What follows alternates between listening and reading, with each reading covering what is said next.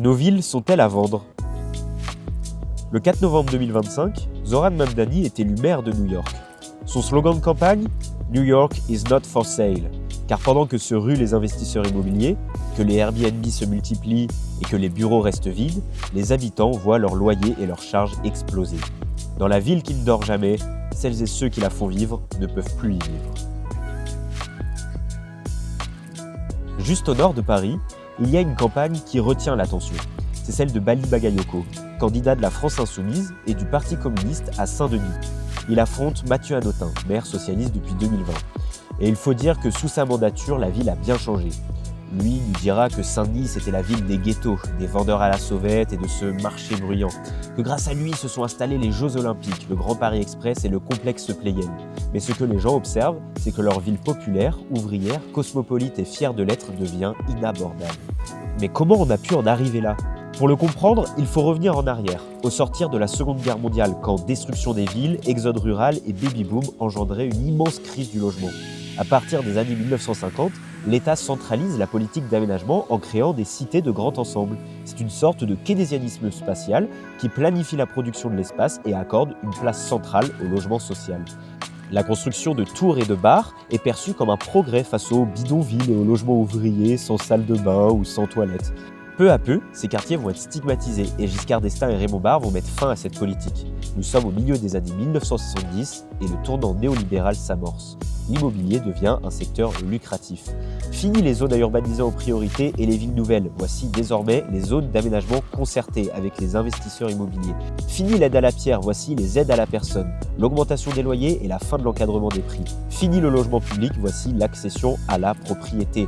À la fin du XXe siècle, on institue un marché du logement. Puis il y a les phases de décentralisation. Officiellement, on donne plus de compétences aux collectivités locales pour avoir des politiques de proximité.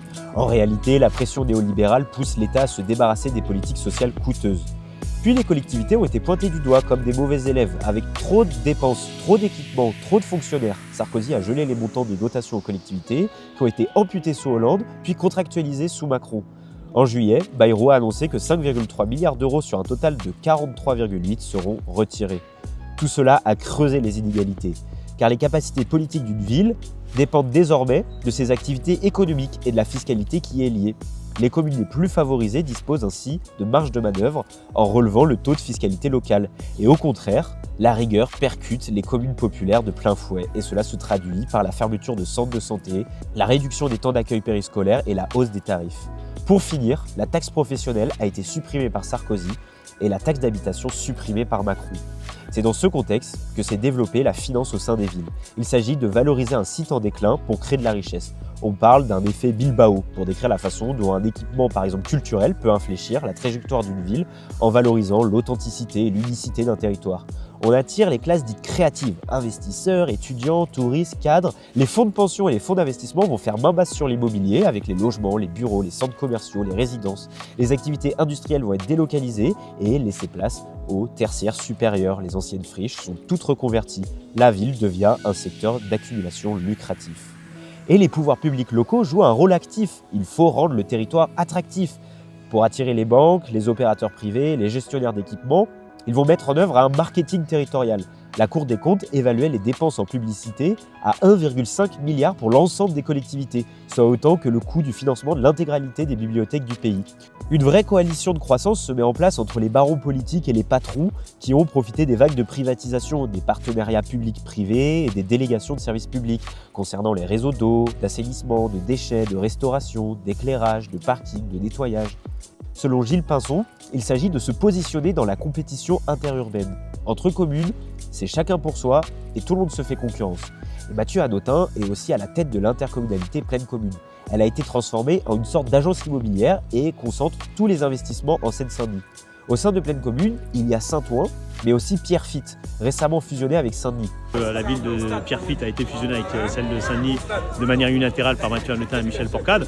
Mais dès lors que l'on leur dit ça, bien sûr qu'ils sont scandalisés et tous celles et ceux qui savent que cette fusion existe, du coup, sont complètement remontés et condamnent bien sûr celles et ceux qui ont pris l'initiative de fusionner ces deux villes-là.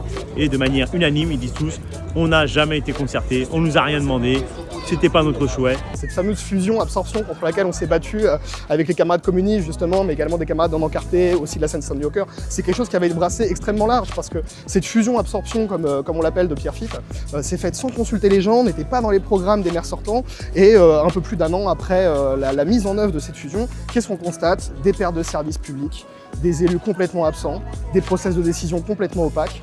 Donc bref, on est complètement relégué à une sorte de quartier de seconde zone. Sa volonté de gentrification va justement jusqu'à Pierrefitte. Comment Mathieu Hanotin avait justifié la fusion peu après que le projet a été rendu public médiatiquement? C'était de justifier le foncier, soi-disant foncier disponible à Pierrefitte-sur-Seine, sur lequel on pourrait construire de nouveaux bâtis, ramener une nouvelle population, comme il aime tant le faire et puis comme son projet l'est depuis des années. Et même le département a déménagé de Bobigny pour Saint-Denis.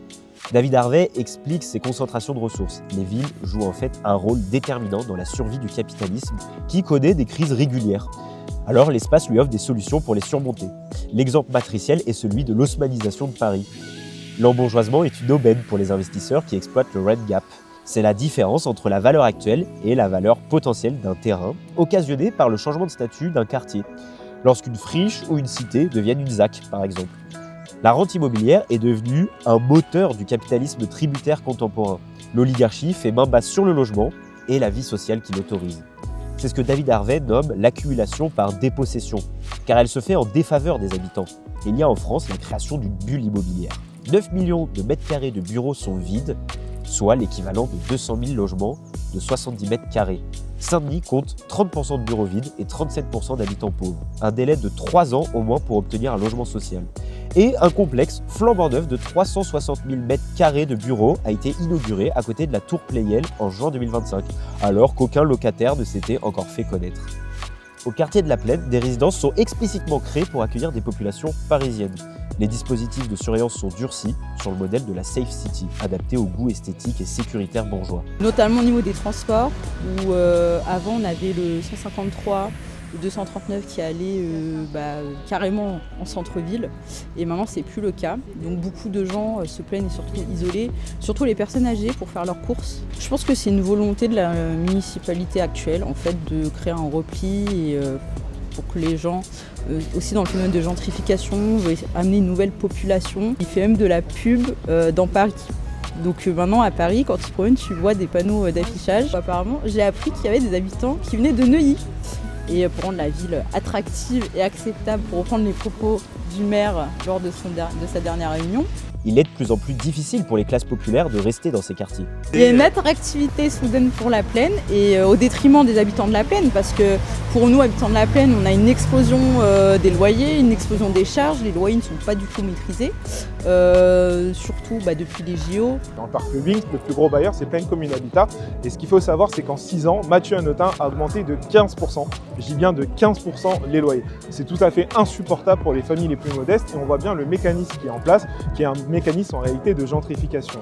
Mathieu Hanotin essaie de faire en sorte que les familles les plus précaires, à un moment, n'arrivent plus à payer leur loyer et qu'ils soient amenés à partir un peu plus loin dans la grande couronne parisienne. Donc ça parle. L'idée est de reconquérir les territoires populaires. Naïl Smith désigne par ville revanchiste l'imprégnation de l'action publique par des discours réactionnaires tenant certaines minorités stigmatisées pour responsables du déclin urbain. Au Cosmonaute, on instaure des coûts à tous les services, ce qui prive les classes populaires de l'accès aux réseaux essentiels à leur existence. À la Cité des Poètes, derrière la rénovation urbaine, ce sont des problématiques de qualité, d'entretien et d'équipement dont se plaignent les habitants. La Cité Rose, elle porte très mal son nom parce qu'en réalité, c'est une cité insoumise. Quand on ouvre la porte et qu'on discute avec les gens, qu'on leur parle de la thématique des charges et de la hausse des loyers qui ont été décidés par Plaine Commune Habitat, donc en réalité par les socialistes, ils sont tout à fait réceptifs et ils sont d'accord avec nos propositions, à savoir la maîtrise des loyers et des charges. Donc là, on sort du porte-à-porte, on a parlé de plein de sujets. Donc un ensemble d'habitat social, anciennement réhabilité il y a maintenant quelques années et qui aujourd'hui rencontre un certain nombre de difficultés importantes qu'on a pu rencontrer dans le cadre des porte-à-porte. La question du stationnement qui est quand même relativement anarchique.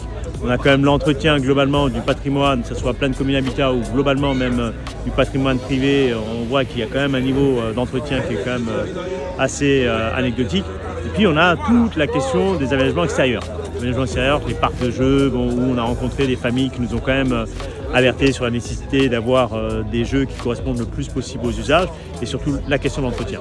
Parce qu'il faut savoir que Mathieu Hanotin, au début de son mandat, il a décidé de privatiser le service de nettoyage. Et ce qu'on a constaté, ce que la FCP aussi a constaté, c'est une dégradation dans la qualité du nettoyage. Donc tout ça, ça parle aux gens et les solutions qu'on leur propose là dans le programme, ça leur parle aussi. En fin de compte, la réussite des élus dépend moins des réponses qu'ils apportent aux besoins des habitants que dans la capacité de séduction des investisseurs et des ménages aisés.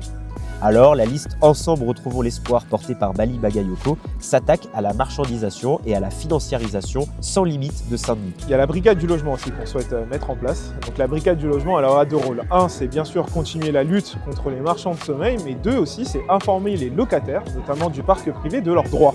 Parce qu'il y a un encadrement des prix des loyers qui est là, à Saint-Denis, mais qui en réalité est très mal respecté. Ce qui fait que Pleine Commune est l'un des pires élèves dans le respect de l'encadrement des loyers. C'est pas normal. Et ça atteint directement le portefeuille des locataires. Avant de fusionner avec Pierrefitte, commencez par vous concentrer sur les problématiques de Saint-Denis. Parce que là, il a fusionné avec Pierrefitte, mais en réalité, les problèmes de Saint-Denis sont toujours présents et les problèmes de Pierrefitte sont toujours présents. Donc à quoi a servi cette fusion imposée aux habitants? L'une des choses qu'on va leur proposer, c'est le référendum sur la fusion. On s'engage à faire un référendum sur cette fusion, que finalement la parole soit rendue aux gens comme elle aurait dû l'être dès le départ. Si vous voulez, le 15 mars prochain, bénéficier de la défusion, alors votez pour la seule liste qu'il a proposée, c'est-à-dire la liste Ensemble retrouvons l'espoir, que j'ai l'honneur de porter avec la France Insoumise, le Parti communiste français et la Seine-Saint-Denis au cœur, et surtout un ensemble d'habitants de Saint-Denis et de Pierrefitte.